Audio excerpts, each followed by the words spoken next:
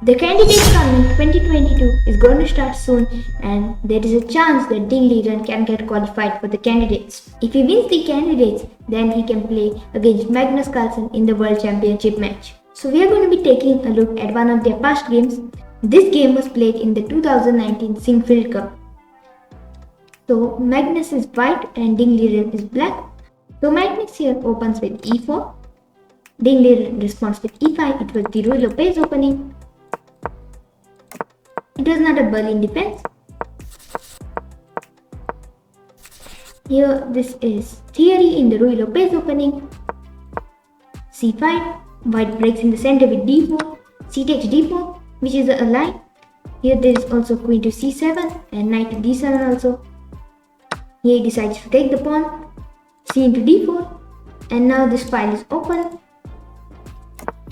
Castles h3 to stop bishop g4. Rook e8, d5, and here the position is closed. Only this file is open and this knight has a chance to come on c4. But right now it can't come because they can be b3. So he has to plan and play knight c4. Bishop d7, knight c3, queen b8, bishop to d3.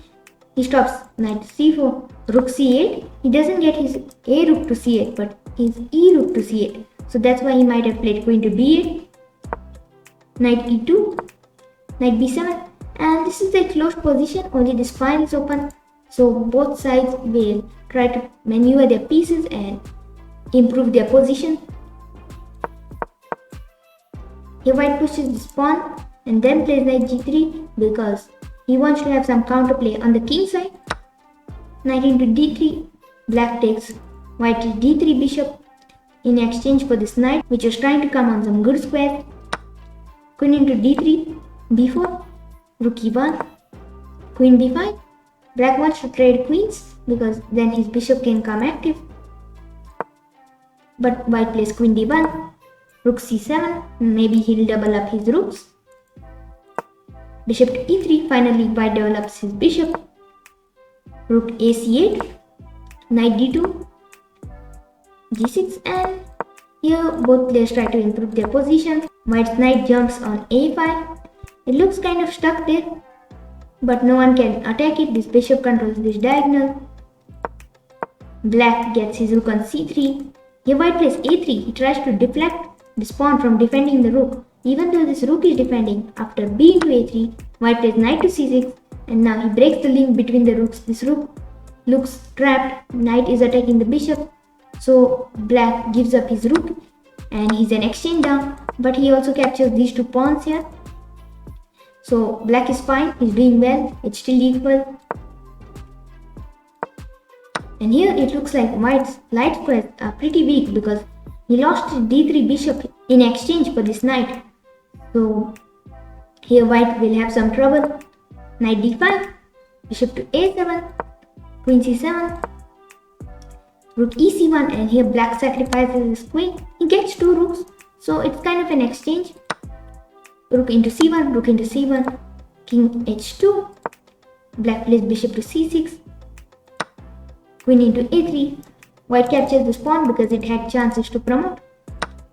Bishop to g5. Black just tries to get his pieces involved in the game because if they are active then they can be equal to a queen. Queen d6, bishop to f4. Now it looks like all the pieces are looking at the king.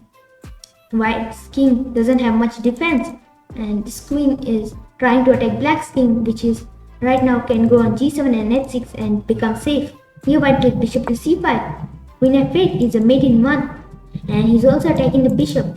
This rook was defending it earlier. And now that the bishop is under attack, if it moves from this diagonal, then this knight is under attack. But here, black plays knight to e7, sacrificing his knight and stopping the mate in one. And he defends the bishop. And now that the bishop's diagonal is open, rook h1 is a mate in one threat because this knight is pinned by the bishop, so it's not defending h1. And there is no defense for white.